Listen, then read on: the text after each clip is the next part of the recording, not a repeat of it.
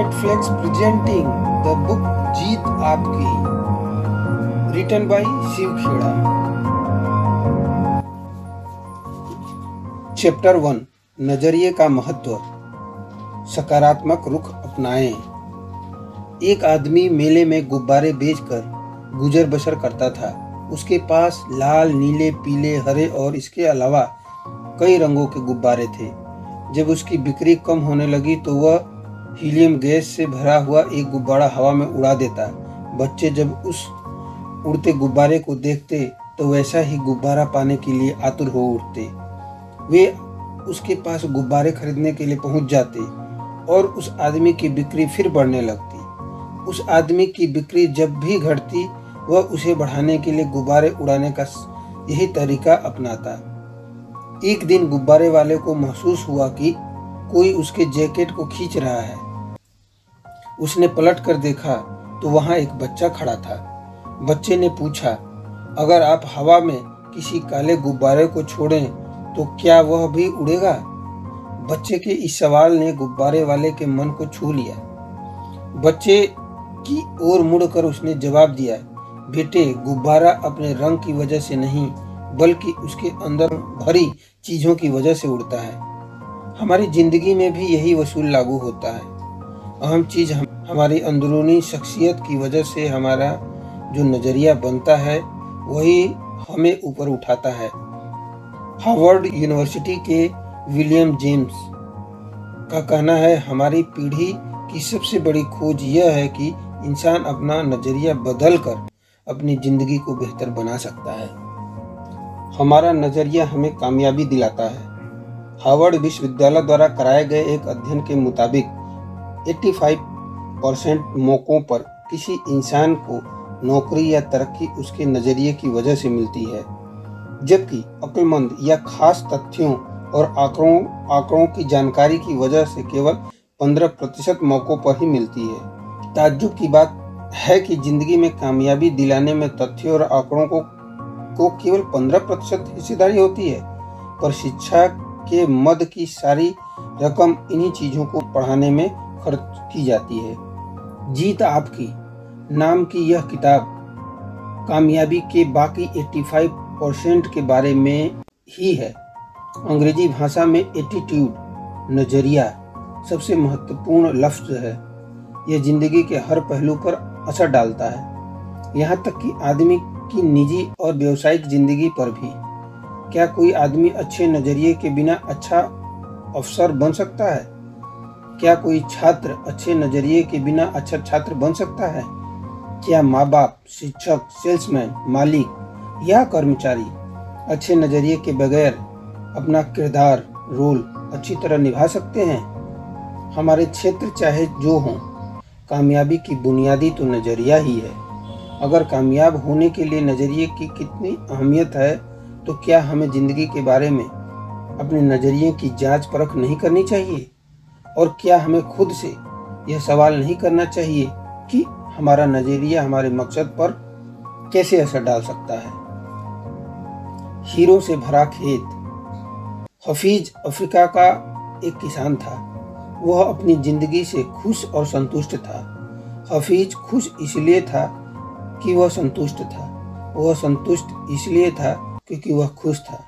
एक दिन एक अक्लमंद आदमी उसके पास आया। उसने हफीज के हीरो के महत्व और उससे जुड़ी ताकत के बारे में बताया। उसने हफीज से कहा, अगर तुम्हारे पास अंगूठे जितना भी बड़ा हीरा हो तो तुम पूरे शहर खरीद सकते हो, और अगर तुम्हारे पास मुट्ठी जितना बड़ा हीरा हो तो तुम अपने लिए शायद पूरा देश ही खरीद लो। वह अक्लमंद आदमी इतना कहकर चला गया। उस रात हफीज सो नहीं सका। वह असंतुष्ट हो चुका था, इसलिए उसकी खुशी भी खत्म हो चुकी थी। दूसरे दिन सुबह होते ही हफीज ने अपने खेतों को बेचने और अपने परिवार की देखभाल का इंतजाम किया और हीरे खोजने के लिए रवाना हो गया। वह हीरो की खोज में पूरे अफ्रीका में भटकता रहा और उन्हें पा नहीं सका। उन्हें यूरोप में भी ढूंढा, पर वे उसे वहां भी नहीं मिले। स्पेन पहुंचते पहुंचते वह मानसिक, शारीरिक और आर्थिक स्तर पर पूरी तरह टूट चुका था। वह इतना मायूस हो चुका था कि उसने बार्सिलोना नदी में कूदकर खुदकुशी कर ली। इधर जिस आदमी ने हफीज के खेत खरीदे थे, वह एक दिन उन खेतों से होकर बहने वाले नाले में उसने ऊँटों को पानी पिला रहा था। तभी सुबह के वक्त उग रहे सूरज की किरणों नाले के दूसरी ओर पड़े एक पत्थर पर पड़ी और वह इंद्रधनुष की तरह जगमगा उठा। यह सोचकर कि वह पत्थर उसकी बैठक में अच्छे दिखेगा, उसने उसे उठाकर अपने बैठक में सजा दिया। उसी दिन दोपहर में हफीज को हीरो के बारे में बताने वाला आदमी खेतों के इस नए मालिक के पास आया। उसने उस जगमगाते हुए पत्थर को देखकर पूछा, क्या हफीज लौट आया है? नया मालिक ने जवाब दिया, नहीं, लेकिन अपने यह सवाल क्यों पूछा? अक्लमंद आदमी ने जवाब दिया, क्योंकि वह हीरा है, मैं उन्हें देखते ही पहचान जाता हूँ। नए मालिक ने कहा, नहीं, यह तो महज एक पत्थर है, मैंने इसे नाले के पास से उठाया है, आइए मैं आपको दिखाता हूँ। वहाँ पर ऐसे बहुत सारे पत्थर पड़े हुए हैं। उन्होंने वहाँ से नमूने के तौर पर बहुत सारे पत्थर उठाए और उन्हें जांचने परखने के लिए भेज दिया।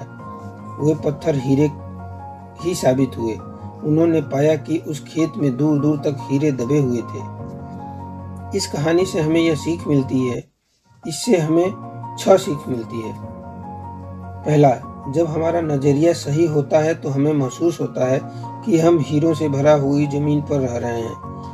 मौके हमेशा हमारे पांव तले दबे हुए हैं। हमें उनकी तलाश में कहीं जाने की जरूरत नहीं है, हमें केवल उनको पहचान लेना है। दूसरा, दूसरे के खेत की घास हमेशा हरी लगती है। तीसरा, हम दूसरों के पास मौजूद चीजों को देखकर ललचाते रहते हैं, इसी तरह दूसरे हमारे पास मौजूद चीजों को देखकर ललचाते हैं। इससे अपनी जगह की अदला बदली करने का मौका हासिल करके उन्हें खुशी होगी। चौथा, जिन्हें मौके की पहचान नहीं होती, उन्हें मौके का खटखटाना शोर लगता है।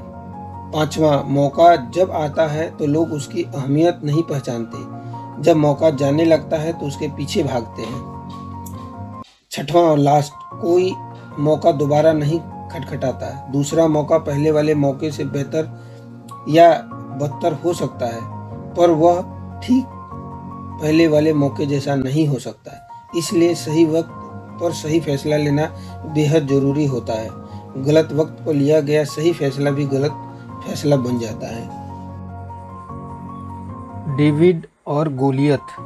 हम सभी बाइबल में बताए गए डेविड और गोलियत की कहानी जानते हैं। गोलियत एक राक्षस था। उसने हर आदमी के दिल में अपनी दहशत बैठा रखी थी। एक दिन 17 साल का एक भेड़ चराने वाला लड़का अपने भाइयों से मिलने के लिए आया। उसने पूछा, तुम लोग इस राक्षस से लड़ते क्यों नहीं हो? उसके भाई गोलियत से डरते थे। उन्होंने जवाब दिया, क्या तुमने देखा नहीं कि वो इतना बड़ा है कि उसे मारा नहीं जा सकता? इस पर डेविड ने कहा, बात यह नहीं है कि बड़ा होने का वजह से उसे मारा नहीं जा सकता, बल्कि हकीकत यह है कि वह इतना बड़ा है कि उस पर लगाया गया निशाना चूक ही नहीं सकता। उसके बाद जो हुआ वो सबको मालूम है। डेविड ने उस राक्षस को गुलेल से मार डाला। राक्षस वही था, लेकिन उसके बारे में डेविड का नज़रिया अलग था। हम नाकामयाबी को कैसे देखते हैं, यह हमारे नज़रिए से तय होता है। आशावादी, पॉजिटिव सोच वाले आदमी के लिए नज़रिया कामयाबी की सीढ़ी बन सकता है। दूसरी ओर निराशावादी, निगेटिव सोच के आदमी के लिए यह रास्ते का रोड़ा बन सकता है। थिंक एंड ग्रो रिच और कई अन्य किताबों के लेखक नेपोलियन हिल का कहना है कि हर समस्या अपने साथ अपने बराबर का या अपने से भी बड़ा अवसर साथ लाती है। संस्थाओं के लिए नजरिए का महत्व। The importance of attitude to organisations. क्या आपको कभी इस बात पर हैरानी हुई है कि कुछ लोग, संस्थाएं या देश दूसरे के मुकाबले अधिक कामयाब क्यों होते हैं? इसमें कोई राज नहीं छिपा है। वे इसलिए कामयाब होते हैं कि वे दूसरों के मुकाबले अधिक असरदार ढंग से सोचते और काम करते हैं। वे अपने सबसे कीमती जायदाद यानी लोगों में निवेश करते हैं। मैंने दुनिया की बड़ी कॉरपोरेशनों के आला अफसरों से बात की और उनसे पूछा, अगर आपके पास जादू की छड़ी हो और आपको केवल एक ऐसी चीज़ बदलनी हो जिससे आपको तरक्की मिल जाए, साथ ही उत्पादकता और लाभ भी बढ़ जाए, तो आप किस चीज़ को बदलना चाहेंगे? सबका जवाब एक ही था। उनका कहना था कि वे अपने लोगों का नज़रिया बदलना चाहेंगे। नज़रिया बेहतर होने पर लोगों में टीम भावना बढ़ेगी, बर्बादी कम होगा और वे ज़्यादा वफादारी हो जाएंगे। कुल मिलाकर अब उनकी कंपनी में काम करने का बेहतर माहौल बन जाएगा। तजर्बा बताता है कि किसी भी व्यापार की सबसे कीमती पूंजी उससे जुड़े लोग होते हैं। पूंजी या औजारों से लोगों की कीमत अधिक होती है। बदकिस्मती से सबसे ज़्यादा मानव संसाधन, ह्यूमन रिसोर्सेज, ही व्यर्थ या बेकार चला जाता है।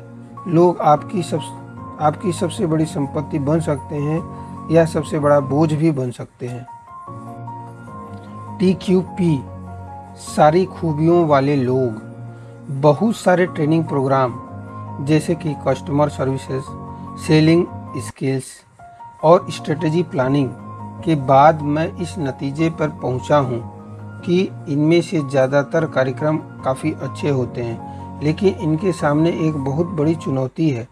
इनमें से कोई भी तब तक कामयाब नहीं हो सकता जब तक कि उसकी बुनियाद सही न हो, और वह सही बुनियाद है TQP।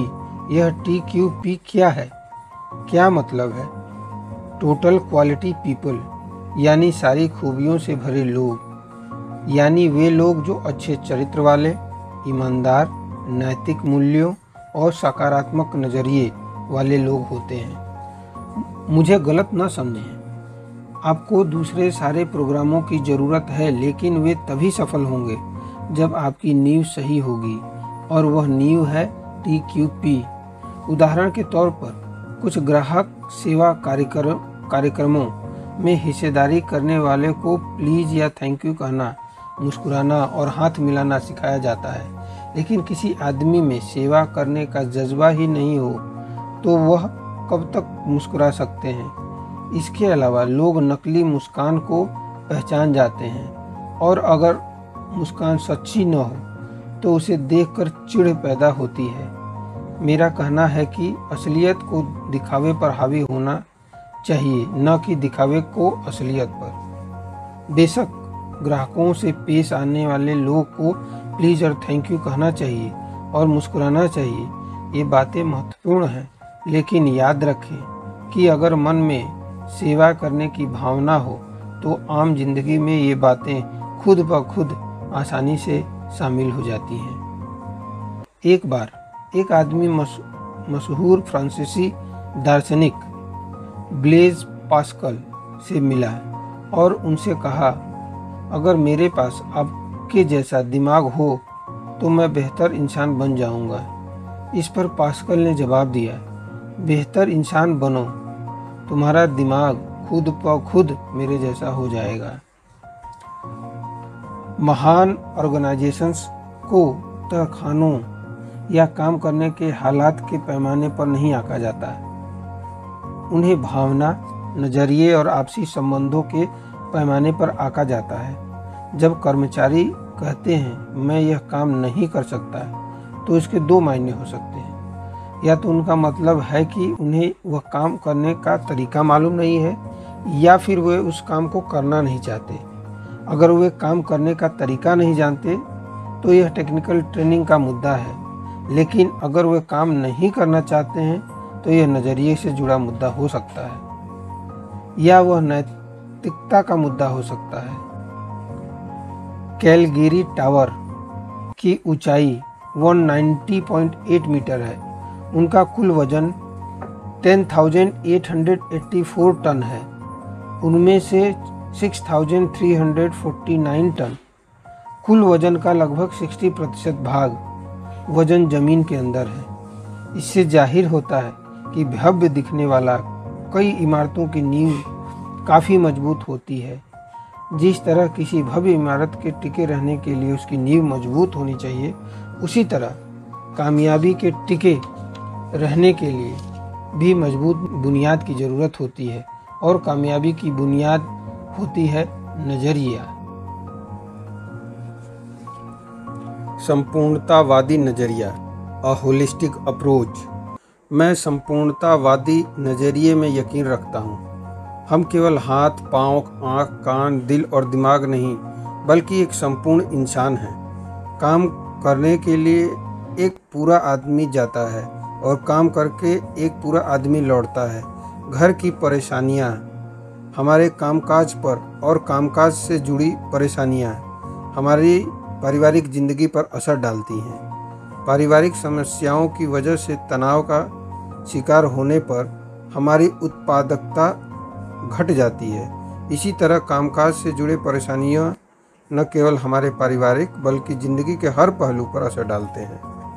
निजी, पेशे से जुड़ी और सामाजिक समस्याएं एक दूसरे पर लाजमी तौर पर असर डालती हैं।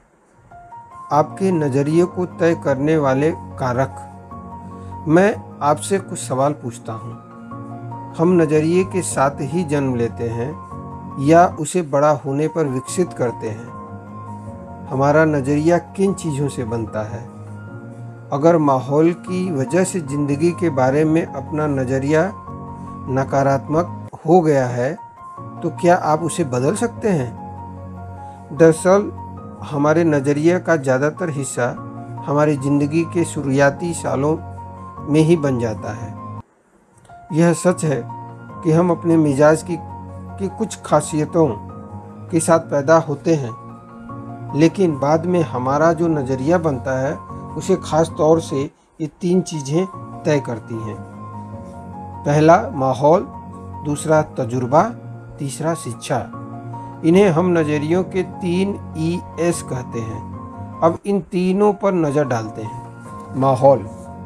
माहौल में ये चीज़ें शामिल होती हैं: घर, अच्छा या बुरा असर; स्कूल, साथियों का दबाव; काम, मददगार या ज़रूरत से अधिक नुक्ताचीनी करने वाली सुपरवाइज़र; मीडिया, टेलीविज़न, अखबार, पत्रिकाएं, रेडियो, फिल्में; सांस्कृतिक पृष्ठभूमि, कल्चरल बैकग्राउंड; धार्मिक पृष्ठभूमि, रिलीजियस बैकग्राउंड; परंपराएं और मान्यताएं; सामाजिक माहौल, राजनीतिक माहौल।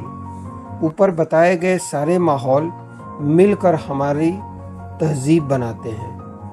घर हो, संस्था हो या देश हो, हर जगह की अपनी एक तहजीब होती है। उदाहरण के तौर पे आप एक स्टोर में जाते हैं तो वहाँ के मैनेजर से लेकर सेल्स क्लर्क तक को विनम्र, मददगार, दोस्ताना और खुशमिजाज से भरा पाते हैं। फिर आप दूसरी दुकान पे जाते हैं तो वहाँ काम करने वालों को रूखा और बदतमीज पाते हैं। आप एक घर में जाते हैं तो वहाँ माँ बाप और बच्चों की तमीज़ वाला, मिलनसार और दूसरे का ख्याल रखने वाला पाते हैं, जबकि दूसरे घर में जाने पर हर आदमी को कुत्ते बिल्लियों की तरह आपस में लड़ता पाते हैं। जिन देशों की सरकारों और राजनीतिक माहौल में ईमानदारी होती है, वहाँ के लोग भी आमतौर पर ईमानदार, कानून का पालन करने वाले और मददगार होते हैं। इसका उल्टा भी उतना ही सही है।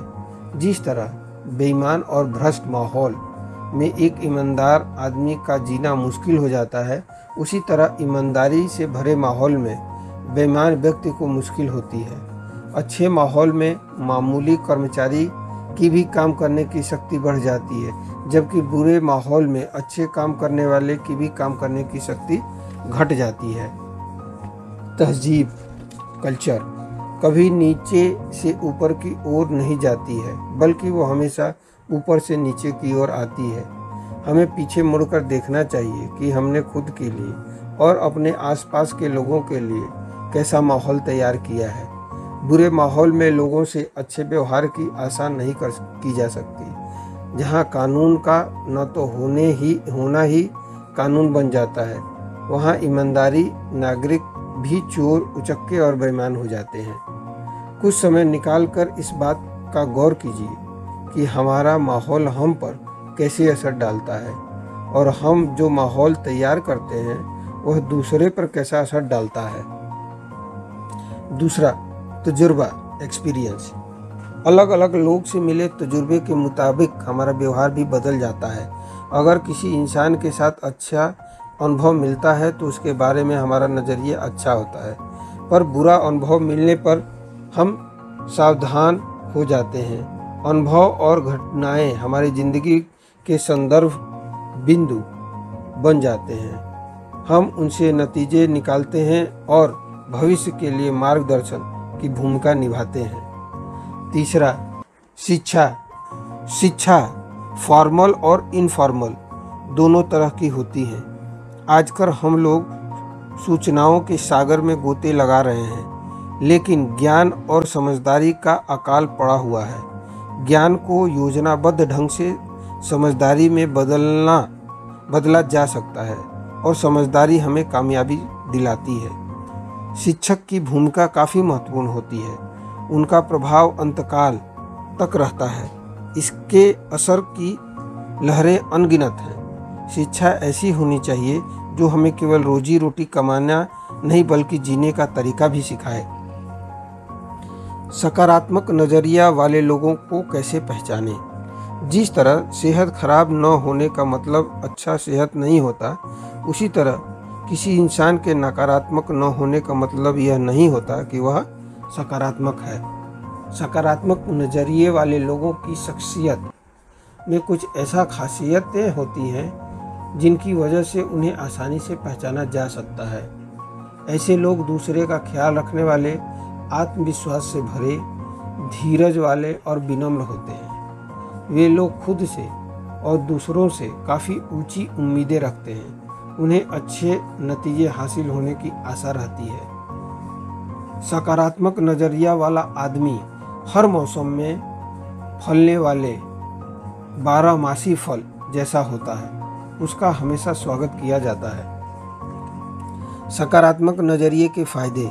सकारात्मक नज़रिए के कई फ़ायदे होते हैं। इन्हें आसानी से देखा जा सकता है, लेकिन आसानी से दिखाई देने वाली चीज़ों को उतनी ही आसानी से अनदेखी भी कर दिया जाता है। सकारात्मक नज़रिया आपके लिए फ़ायदेमंद, शख्सियत खुशनुमा हो जाता है, जोश पैदा होता है, ज़िंदगी का आनंद बढ़ जाता है, आपके अगल बगल के लोगों को प्रेरणा मिलती है, आप समाज में महत्वपूर्ण योगदान देने वाले सदस्य और राष्ट्र के संपत्ति बन जाते हैं। संस्थाओं के लिए उत्पादकता बढ़ जाती है, टीम भावना बढ़ जाती है, समस्याएं हल हो जाती हैं, गुणवत्ता बढ़ जाती है, माहौल आपके मुताबिक बनता है, वफादारी बढ़ती है, लाभ ज़्यादा मिलता है, मालिक, कर्मचारी और ग्राहक के बीच बेहतर संबंध बनते हैं, तनाव कम होता है।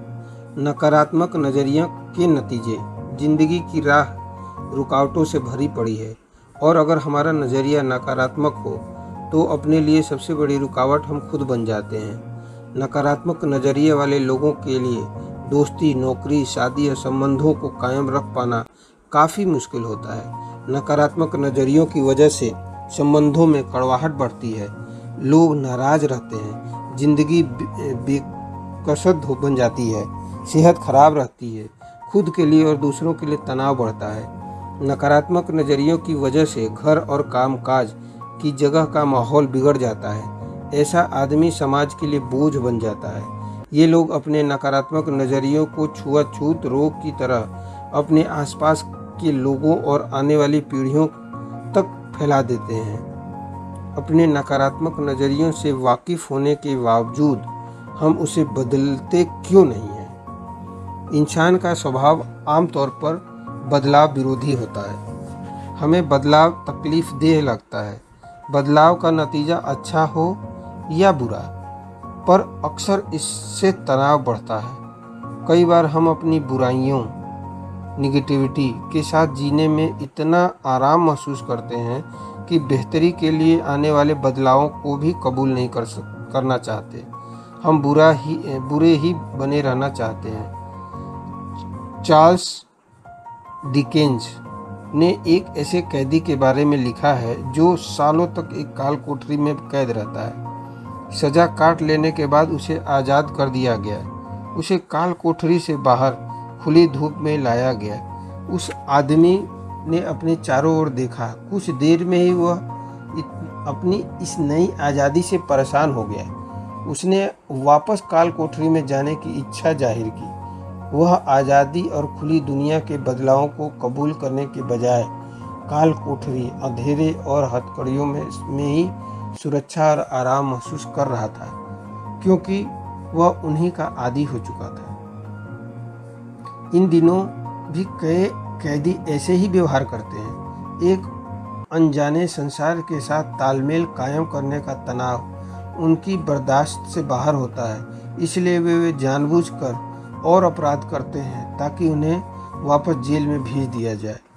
वहाँ उनकी आज़ादी पर भले ही पाबंदी रहती है, लेकिन उन्हें अपने बारे में कम फैसले लेने पड़ते हैं। अगर हमारा नज़रिया नकारात्मक है तो हमारी ज़िंदगी सीमाओं में कैद है। ऐसे नज़रियों की वजह से हमको अपने काम में सीमित कामयाबी ही मिल सकेगी।